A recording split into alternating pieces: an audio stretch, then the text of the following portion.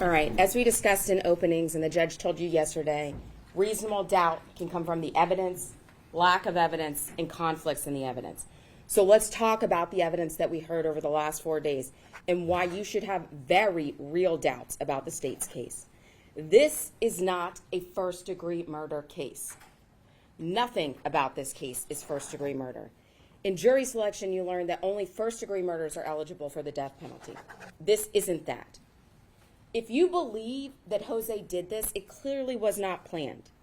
And if you believe that bought and paid for translation, and we'll get to that in a second, of that garbled mess of inaudibles, this was a conversation instigated by Eric, who oddly seemed to have done this type of thing before. It was machismo that the state wants to call premeditation. Think about it. The location of the body on Jose's own garbage route, the route only goes to 5 streets. That's where he's going to pre-plan his, premeditated murder to put the body on his own route.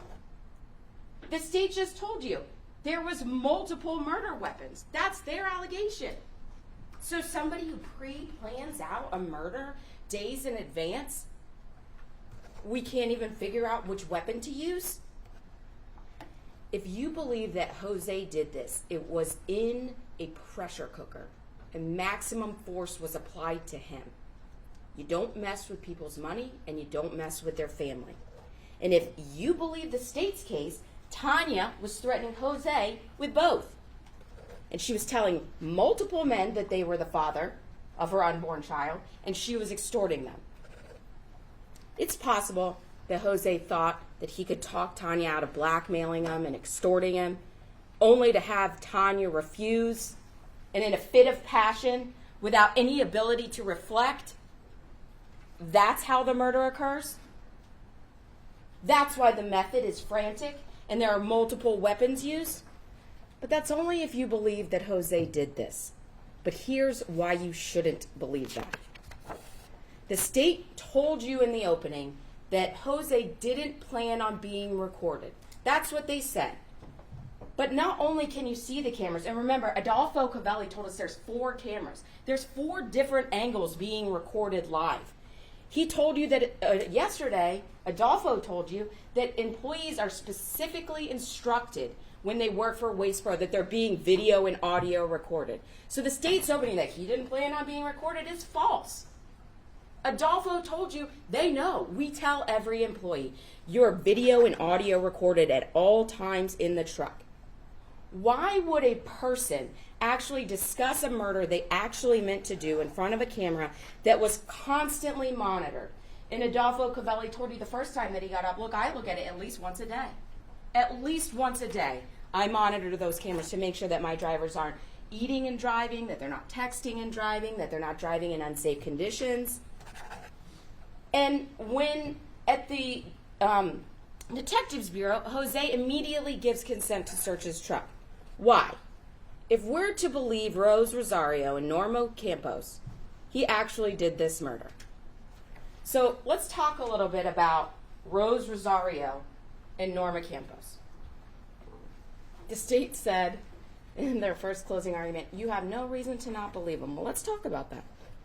Rose certified the wrong date of the tape on the formal certification, not once, but twice. The date of the recording, a thing that does not need to be translated. She could not get that right, not one time, but 2 times. She got it wrong. She also told you she makes $95 an hour. And she took about 150 hours. That was the number, 150 hours to do that. That's $14,250. 14,250 reasons to say whatever the state wants her to say. And don't you think that it was odd that neither translator could simultaneously translate the audio that was being played live? Both of the translators, Rose and Norma, were reading the transcript that they had previously prepared. They could not translate the audio that sounded like, and I'm so happy that the state played it for you, because it sounded like this. And from that, they typed out long paragraphs. When I could only hear static and a couple words. I never heard the word Clorox.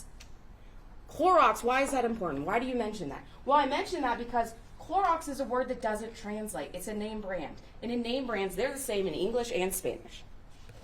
And you never heard that word Clorox.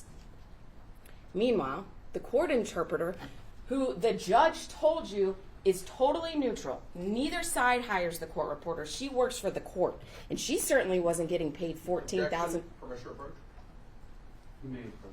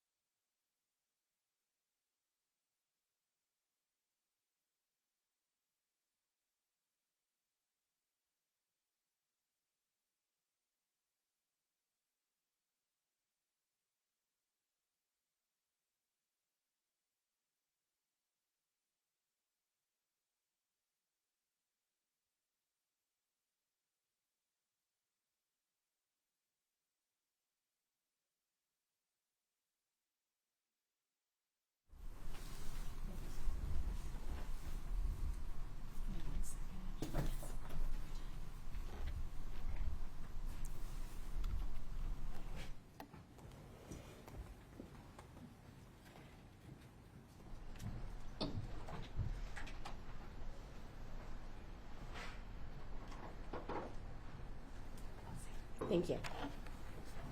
I'll restart. Meanwhile, the court interpreter, remember Rosario that came in, and the judge told you she was a neutral party, not hired by either side. She could contemporaneously, at the same time, translate English to Spanish and Spanish to English.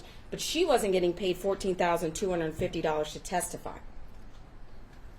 Rosario told you that she normally testifies for the state, and this was only her 7th time testifying in court. Also, why did it take Rosario 150 hours to translate one day, but Norma Campos was able to do 4 days in 55 hours? Norma also told you she didn't follow FBI protocol and do a double layer review, which is an internal validity test that the FBI requires. Now, she told you that viewing that other draft transcript, do you remember that when I asked her about that other draft transcript from the other translator at the FBI? She told you, no, I didn't want to review that. It would take too long.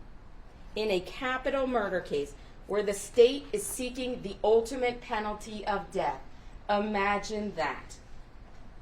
She spent 55 hours on a translation but couldn't take the time to make sure she did it correctly by checking the other translator's work. And she wouldn't answer my straightforward questions about whether she ever even read that draft or not. Remember, she said I reviewed it. Okay, well, you read it? No, I didn't read it. Well, how do you review it? It's writing. So you read it? And she couldn't even answer a question. Did you read a document? It's not a trick question. She also told you that it was the most difficult item she had ever translated, and you could not hear some of one speaker. And remember, she wouldn't answer me that either. She told the state, yeah, they're the closer speaker, right? The closer speaker, I couldn't hear some of what that person was saying. But the farther away speaker, I couldn't hear a lot of what that person was saying. And when I asked her, Oh, so you couldn't hear some of what the closer speaker was saying? She said, nah, no, I didn't say that. Well, you heard it all? No, I didn't hear all of it. Well, then you couldn't hear some of it. And then we finally got back to the place that she started with the state that she couldn't hear some of the closer speaker, and she couldn't hear a large portion of the farther away speaker. And then she incredulously testified that missing some of one speaker and a large portion of the other speaker in all of those inaudibles didn't somehow lose any context of those conversations. We're to believe that.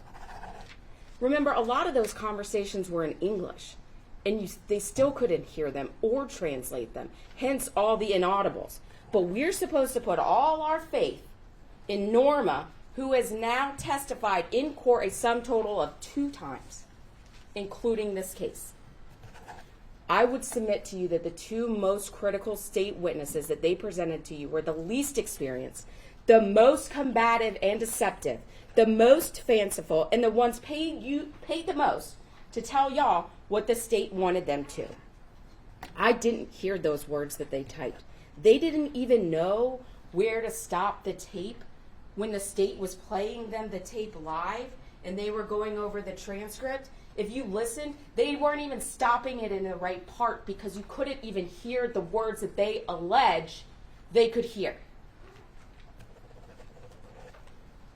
They just want you to take their word for it.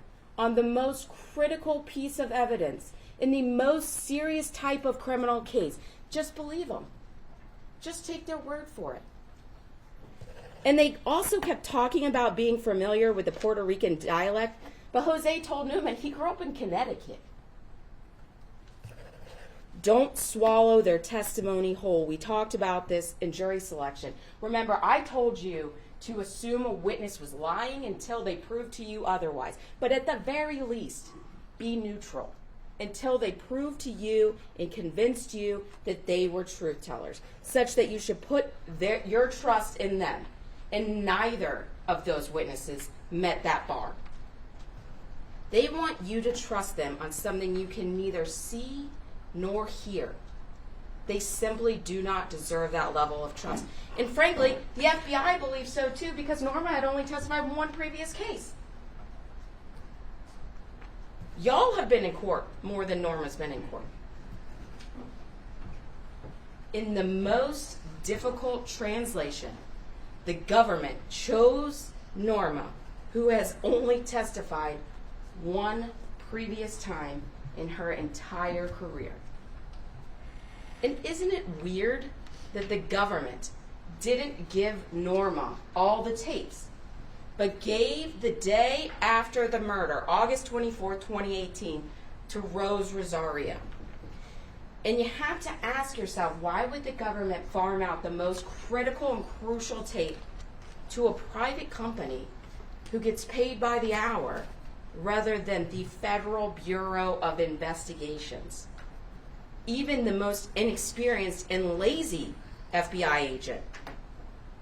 No, they sent it to a private company to a lady who gets paid $95 per hour. You get what you pay for, and they paid a pretty penny for that testimony. And the court told you yesterday how you weigh evidence, and they gave you some rules about it. And one of the rules was the witness honest and straightforward in answering the attorney's questions? I would submit that neither Norma nor Rose were. Did they have some interest in how the case should be decided? Sure they did. If Rose doesn't say what the state wants her to say, do you think the state's going to hire her again? Do you think she's going to make $14,250 again if she doesn't do a good job for them? Does the witness's testimony agree with other testimony or other evidence? I talked to Norma about that other draft transcript and the discrepancies, even in the first line, because we couldn't get her to agree that she had actually read it, so we couldn't go line by line. But even in the first line that I was able to go over with her, look, the first line on the first page. Norma, you had to have reviewed that, right? The first line on the first page. I realized 40 pages and, a 45-minute review is just too long in a capital murder case for you. But you had to have read at least the first line of the first page. And we went over the difference in drafts. And they were different. The judge also told you, did the witness receive any money? They did. So let's get back to the case. So this guy, who allegedly meticulously plans a murder, gets blood everywhere and hasn't had time to clean out his truck. He immediately gives consent to search his truck. He tells him, yeah, you can search my truck, you can search my phone, you can have my DNA, because he knows he didn't murder Tanya. And what he later learns is their unborn child. But he knows who did. His wife, Jose Soto-Escalera. Hiller told you that the sheriff retained the truck from 8/25/18 to the time they executed the search on 9/24/18. But Donna Carmichael, her supervisor, if you'll remember, told you that they gave the truck back to Jose on 9/10/2018, and they didn't get it back, or they gave the truck back on 9/10, and they didn't get it back till 9/21/2018. If Jose did this and he knew he got blood on the carpet, why didn't he cut the carpet out while he had the truck back? Did Deborah have time to tamper with the truck? The state talked about their medical examiner. I would submit that testimony was what it was, with one exception. The medical examiner did not get the gestational age of the unborn child right. Remember, she told you it was 38 and a half weeks, but Dr. Stossel came in and testified, no, the gestational age was 32 weeks. That was in his records that Dr. O'Neill said that she had reviewed. She just missed that part. Why do I bring that up? I bring that up because this is the government's case. They're asking you to believe all these people that get on the stand, raise their right hand, swear to tell the truth, the whole truth, and nothing but the truth. And they've been wrong. They've been repeatedly wrong. Is it a lie? Is it a misleading? Is it a mistake? I don't know. But they're wrong, and they're asking you to trust them. Also, why would Jose have waited 32 weeks to get rid of this problem if it really was a problem for him? If he didn't want his child and he wanted to kill Tanya after she didn't have an abortion, that would have been obvious way sooner than at 32 weeks. Why wait months? Because he didn't do it. When I told you in my opening statement that Tanya came into contact with many unsavory characters, make no mistake, I was not denigrating Tanya or her profession, but it doesn't make her profession any less dangerous. And one of those unsavory characters that she came into contact with was my client. He was a married man, and he was cheating on his wife, Deborah, with a much younger woman. And what do we know about Deborah? You didn't hear much evidence about her. We know she had some hand in getting Kenneth Barron fired, right? He told you that. So he has some kind of axe to grind. And where are all these conversations talking about Kenneth Barron? Where are all these conversations about having a ghost gun and wanting to purchase a ghost gun in this place that has cameras everywhere? Where are all these conversations? And where does, frankly, Jose even have the time to talk with Kenneth Barron? When does that interaction occur? That was never explained. So we're to believe that Jose asked a guy named Kenneth Barron, who his wife Deborah had a hand in getting fired, a guy he's not even really good friends with, for a ghost gun. And the upstanding citizen that Kenneth Barron is didn't go immediately to the police and say, hey, I'm a lawful gun owner. This guy's asking me for a ghost gun. It must be for something bad. Y'all better look into that. No, you didn't hear any evidence of that. And you know why? That conversation never happened. But even if you assume that it did, what did Kenneth Barron tell you that Jose told him? That the ghost gun was for his nephew. Who's his nephew? Eric Alvarado. Also, why would Jose even need an untraceable gun if you believe Norma and Rose and their fanciful translations? He has a shotgun. I don't know how you trace buckshot. Why would he need an untraceable gun if he has a shotgun? We know Deborah was a supervisor at Waste Pro, so she had access to those video and audios at Waste Pro from the truck. Wouldn't Deborah have questioned why Tanya was still hanging around the Soto-Escalera family after she had allegedly broken up with Bradley Rodriguez Jr., which was the way that they knew Tanya, through Bradley Rodriguez Jr. Remember, Jose told Newman that weekend, in fact, Tanya was supposed to bring her son over to hang out and stay the weekend with Jose, with their child. You don't think Deborah thought that was suspicious and took a peek at those Waste Pro videos? She knows that the truck recorded Jose and Eric talking about something with the girl, so she knows all signs would point to them. And you know whose DNA they never got an exemplar of? Remember, we talked about all those exemplars? We got one from Mark Berg, we got one from Bradley Rodriguez Jr., we got one from Giovanni Alvarado, we got one from Jared Christie, the guy they call Casino, we got one from Jose. Never got one from Deborah. You didn't hear any evidence of an exemplar from her, but DNA International did tell you, remember, about that 4-person mixture on the passenger headrest. And Mr. Hausman told you it was Tanya, at least one other male, and 2 other persons on the passenger headrest. But the only exemplar that we gave DNA International was Tanya's. We didn't even check to see if Deborah was in that mixture. What if Deborah, having heard Jose's plan to meet up with Tanya, followed him that night after he went out, and she killed her? Or what if Deborah was the one driving the truck, right? The state just made all this evidence. Look, there's a truck. There's the truck. Who's in the truck? What evidence did we hear about who's driving the truck? Did anyone identify the driver of the truck? No. Deborah knew Tanya. She could have taken Jose's phone and lured her out to talk. Then hit her in the head and did a close-up killing, a deeply personal type of killing, not like this gun shooting that Rose and Norma told you Jose and Eric were talking about. No. This was a knifing to the throat. And Tanya was only in that ditch because Deborah couldn't lift her body that far. And those hairs everywhere, remember? The hairs all over the place, on the shoe in the back of the truck. That could be Deborah's hair. But we don't know because we never got a DNA standard from Deborah. And we never sent it to DNA International to be tested. Then Deborah litters the scene with all the beer cans and a condom wrapper. So we're supposed to believe this dude, right, who masterminds a pre-planned murder on video and audio, is somehow able to commit a murder where there's blood everywhere, right? If you believe the state, there's blood everywhere.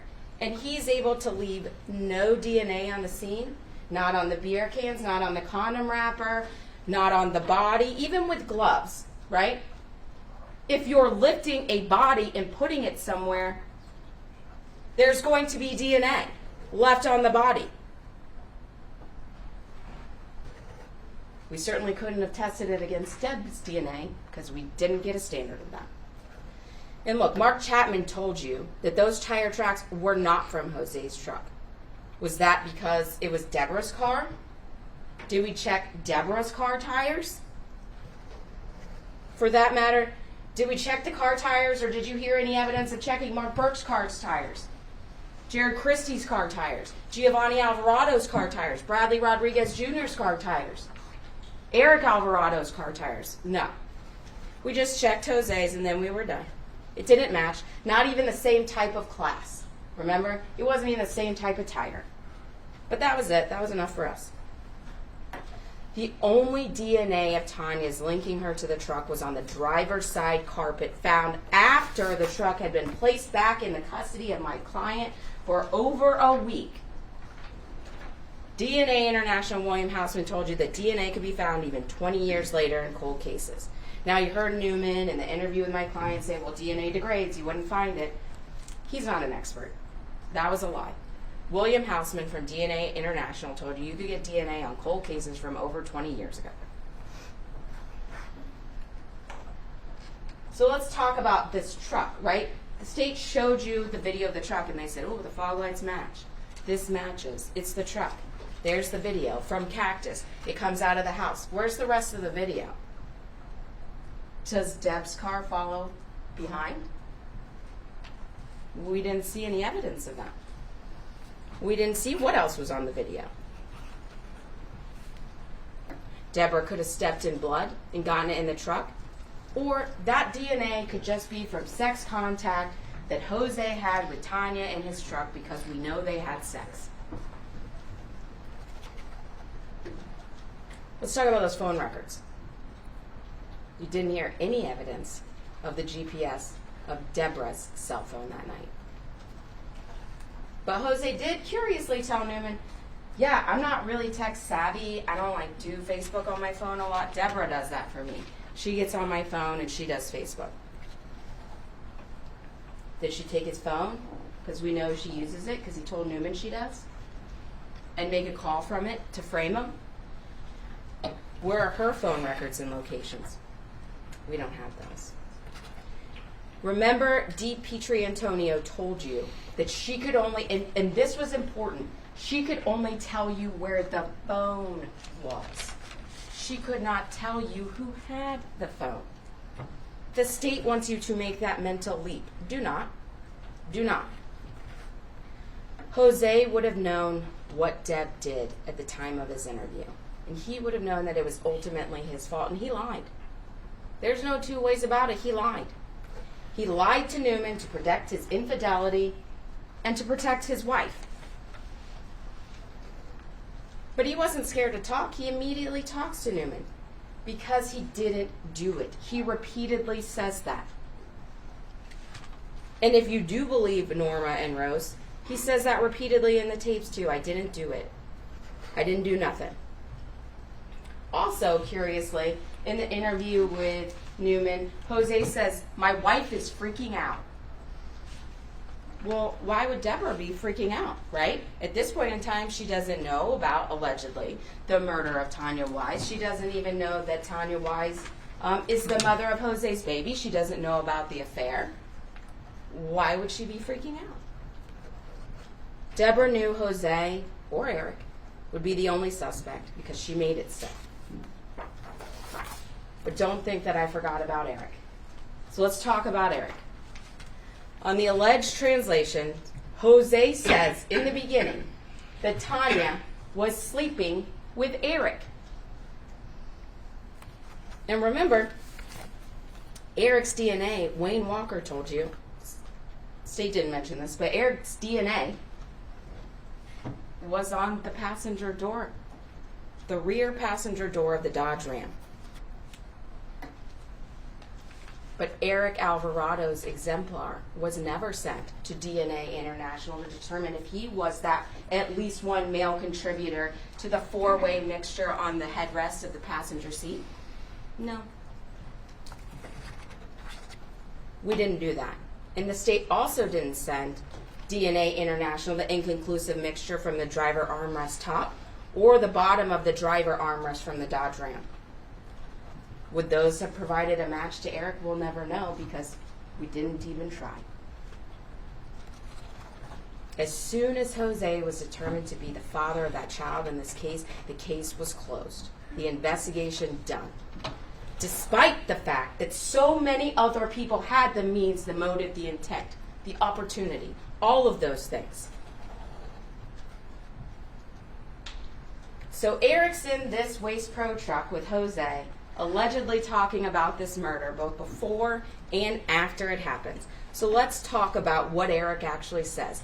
If you believe Norma and Rose, you can, at least the part that we heard, clearly hear at least some talking over each other, and it's not clear what they're saying or who is speaking, but let's talk about the quotes attributed by the government to good old Eric. And you don't have to trust me about this. You can ask for that play acting testimony to be played back again so you can see which speaker was saying which part. Don't take my word for it. On set 3 of 39 on August 21st of 2018, Eric allegedly says, "That girl is talking shit." How would he know? Why would he care about a girl talking shit? What is he even talking about? If we're to believe the state's case, Eric has no knowledge of any of this. How would he know that this person he doesn't even know, Tanya Wise, is saying anything? Jose, again, as attributed by the state's witnesses, then allegedly asks Eric, how did you do it? At night? And Eric says, yes.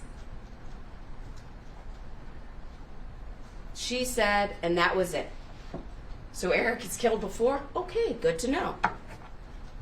Eric then allegedly calls the girl a damn bitch. Again, why? What girl?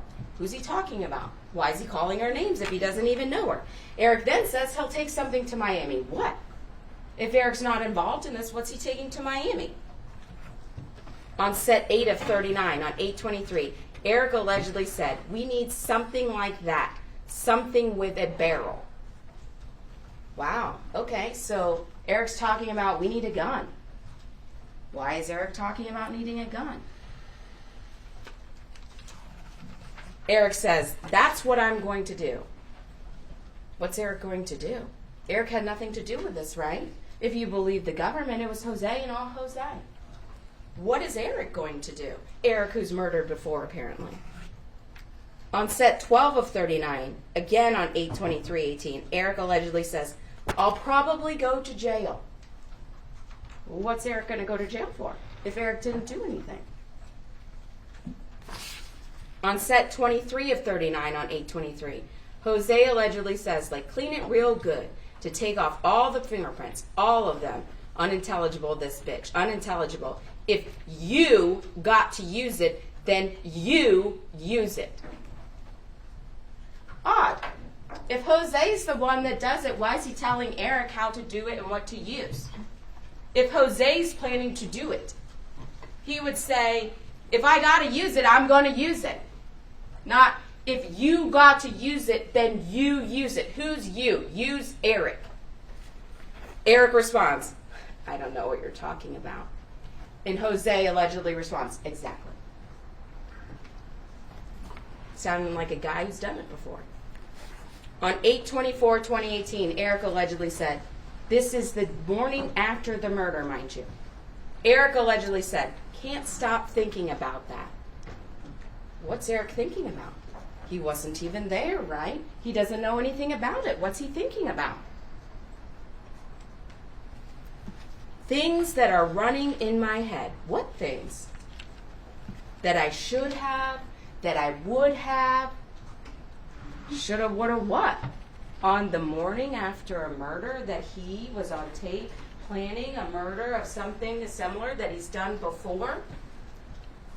Should have, would have, what? That's their evidence. Those are their experts that say that. That say Eric said, can't stop thinking about that. Things that are running in my head that I should have, I would have.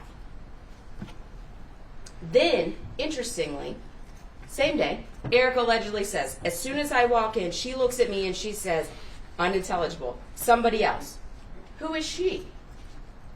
Who is she? Where did he walk into? With the female thinking it was going to be somebody else. That's curious. On 8/24/2018, Eric also allegedly said, I had it here, right here, this part here. You put in the output in this little thing, you put it, I put it right there, and it all stays. What's he talking about? That's Eric. I'm not saying it's Eric. They told you it was Eric. Their witness told you it was Eric. What's he talking about? Later on 8/24, Eric allegedly says, I'm fucked. And because I have to be calm like that, now everything to them, it's fine.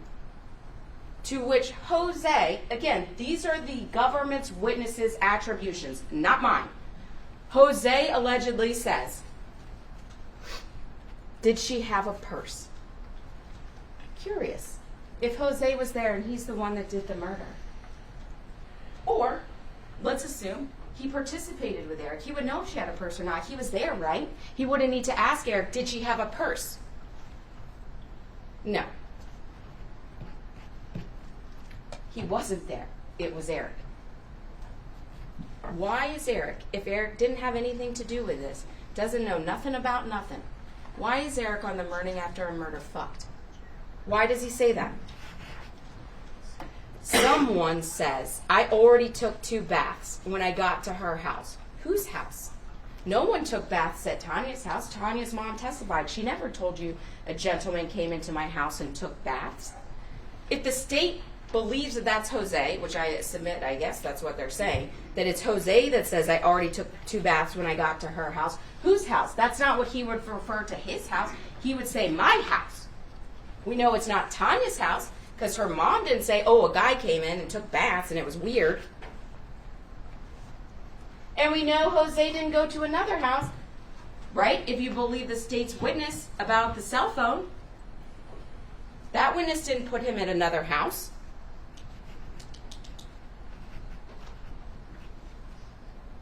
No. That's because that was Eric. Eric said that. There's no evidence at Jose's house when they conduct the search of Jose's house. Look, remember, they have all these fancy tools, right? They have all these things. They have that thing called Blue Star, right? They have Star Mix. They have all of these different things that can recover DNA. It lights up bright. Remember, they told you that. And this criminal mastermind is supposed to have gotten rid of every scintilla of evidence in his house. No. No. It's because he didn't do it. Eric did it. And the evidence is that whoever her's house is, but we don't know who her is because we don't get Eric Alvarado's phone records and we don't do a GPS location on his phone. So we don't know who her is, but we should have gone to her's house and tested there.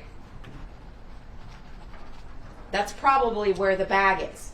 You know, the bag, the missing bag. The state said, I wish we had found the bag. That's probably where the bag is. And in the bag would have been Eric's clothes covered in blood and Tanya's DNA. On 8/24/2018, Jose allegedly asked Eric, Did you make it? Did you make the landfill? Inaudible, everything. And Eric responds, I hope so. Why does Eric need to go to the landfill on the day after the murder? Why is he hoping so? What's he got? Is it the bag? Is it the bag with his clothes in them? Was it Eric that took Jose's phone to lure Tanya out? And that's why there's a phone call back and forth? His nephew that he grew up with that sounds like him? And is that why when Eric says I walked into her house and she didn't know it was me, she wasn't expecting me? Because she thought she was meeting Jose and it was Eric, and Eric convinces her to come out, and Eric is driving Jose's truck? Because he says, she looks at him and thinks he's someone else because she was expecting it to be Jose and not Eric. Does Eric's car have a Puerto Rican tag on the front? What even car does he drive? We don't know. There was no evidence of that. Or did he just use Jose's truck and remove the car tag like he talked about on that recording? That was Eric. On 8/25/2018, Eric allegedly says they're going to have questions. And Jose allegedly tells him, you're going to take my truck to my house.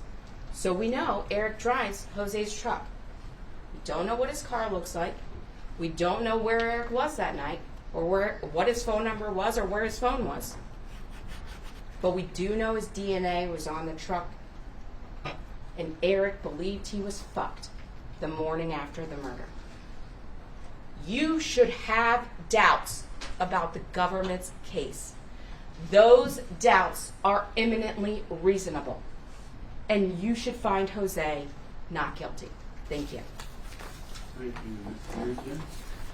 Ladies and gentlemen of the jury, as I mentioned,